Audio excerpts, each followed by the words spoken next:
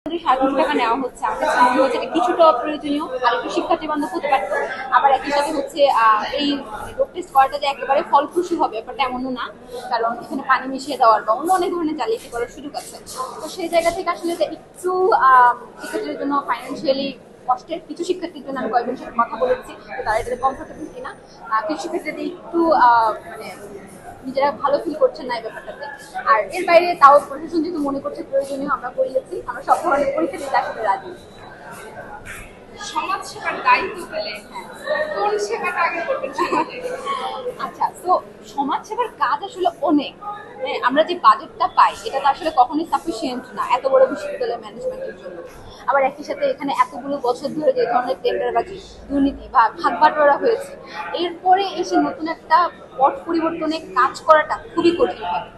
তো আমি আসলে লক্ষ্য রাখতে চাই মৌলিক সংস্কারগুলোতে, অর্থাৎ আমার মৌলিক অধিকার যেখানে আসলে রক্ষা হচ্ছে না, আমি এখানে চোখ দাঁড়ানো কোনো ইশতেহার দিতে চাই না। আমি চাই যে ধরেন আমি যদি বলি মেয়েদের স্যানিটেশনের যে ব্যাপারটা, ওয়াশরুমের যে ব্যাপারটা, ক্লাসরুমের সঠিক ফ্যাসিলিটির যে ব্যাপারটা, আবার একই সাথে আপনি জানেন সমাজের সাথে পরিবেশ এবং মানবাধিকারের একটা সংযোগ আছে।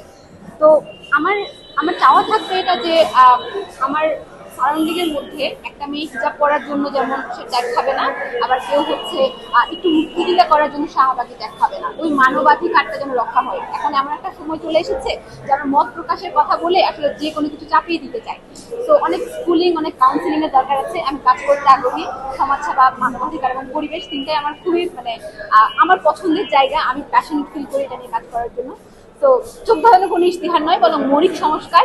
আমি এই উপবাদ্য সামনে রেখে বসে কাজ করতে চাই। শিক্ষার্থীদের যে আকাঙ্ক্ষা, তাদের যে চাহিদা, তারা যে ধরনের সমস্যা ফেস করছে, সেটার পরিপ্রেক্ষিতে বাস্তবসম্মত কোনো ইশতেহার নিয়ে আমি ইনশাআল্লাহ হাজির হব। কিন্তু নারীদের নিয়ে কাজ করতে চাচ্ছেন, সমাজ নিয়ে কাজ করতে চাচ্ছেন, সেই ক্ষেত্রে আপনি নির্বাচন করছেন, সমাজ আপনাকে কি বলছে? সমাজের জন্য এখন আমার অ্যাকসেপ্টেন্সটা একটু কঠিন, হয়তোবা একটু সময় লাগবে, আরো 50 বছর পরে গিয়ে হয়তোবা সমাজ আমাদেরকে অ্যাকসেপ্ট করতে পারবে। তাও আমি আশাবাদী। চাকরিতে আসলে যেই রকম নারী শিক্ষার্থীরা এগিয়ে আসছেন, যদিও কেন্দ্রীয় সংসদের সংখ্যা খুবই কম, 2 থেকে 3% হবে হয়তো, এবং অনেক সময় দেখা যাচ্ছে কি আমাদেরকে শুধুমাত্র ফেস হিসেবে নেওয়া হচ্ছে। তো আমরা আশাবাদী যে আস্তে আস্তে চাকরি যখন রেগুলেট করা শুরু করবে, এই চাহিদাটা পূরণ হবে, বা হচ্ছে সমাজ আমাদের আরো বেশি করে অ্যাকসেপ্ট করা শুরু করবে। আমরা চেষ্টা করছি আমাদের যে এই বিশ্ববিদ্যালয়ের নির্বাচনের যে পদগুলো রয়েছে সেই পদগুলোর জন্য যে পদে ইতিপূর্বে কাজ করার এক্সপিরিয়েন্স আছে এবং বিশ্ববিদ্যালয় শিক্ষার্থীর জন্য আসলেই এই কাজ করতে পারবে, আমরা এই বিষয়গুলোকে খেয়াল রেখে আমাদের প্যানেলটা সাজানোর চেষ্টা করছি। আশা করি বিশ্ববিদ্যালয় শিক্ষার্থী, আমাদের প্যানেল থেকে বিশ্ববিদ্যালয় শিক্ষার্থীরা ভোট দিয়ে জয়যুক্ত করে তাদের যেই বিষয়গুলো এখানে কাজ করা, সেই বিষয়গুলোকে আমাদের প্যানেলিস্টরা কাজ করে বিশ্ববিদ্যালয় শিক্ষার জন্য আসলে কি করতে পারবে। একজন নেতা হতে এখানে বিপিজিএস বা কোনো পদের সম্পাদক হওয়ার জন্য আমাদের প্যানেল আমরা গ্রহণ করার চেষ্টা করছি না। আমরা আসলে ছাত্রদের প্রকৃত সমস্যাগুলো সমাধান করার জন্য তার যে কোয়ালিটি আছে সেই কোয়ালিটি কাজ করতে পারবে, এইটা আমরা নিশ্চিত করার চেষ্টা করছি। আমাদের এটা একটা ধারাবাহিকতা, ঢাকা বিশ্ববিদ্যালয়, জাহাঙ্গীরনগর বিশ্ববিদ্যালয়, এবার সর্বশেষ রাজশাহী বিশ্ববিদ্যালয়ে আমাদের যে প্যানেল ঘোষণা হয়েছে, চট্টগ্রাম বিশ্ববিদ্যালয় প্যানেলে তারই ধারাবাহিকতা থাকবে। এখানে সকল অংশীজনের অংশগ্রহণ থাকবে বলে আমরা এখন পর্যন্ত আমরা আশাবাদী। তারা নিরপেক্ষ একটি নির্বাচন, তাদের প্রাণের দাবি, তাদের অধিকার, এটা একটা নিরপেক্ষ নির্বাচন।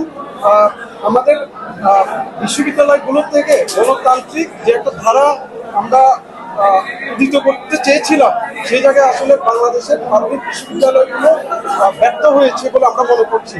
সেই পরিপ্রেক্ষিতে চট্টগ্রাম বিশ্ববিদ্যালয় প্রশাসন যদি সেই অভিজ্ঞতা কাজে লাগিয়ে নিরপেক্ষ একটি নির্বাচন দিতে না পারে, তাহলে অবশ্যই ওনারা ব্যর্থতার দায় নিয়ে ইতিহাসে অত গভীরে নিমজ্জিত হবে। এখন স্পষ্ট ভাবে বলছি, শিক্ষার্থীরা জুলাই পরবর্তী বিভিন্ন ধরনের দাবি দাওয়া দিয়ে আসছিল প্রশাসন কেন্দ্রে, কিন্তু এখন পর্যন্ত আমরা দৃশ্যমান রদ বদলের কোনো কিছুই দেখতে পাইনি।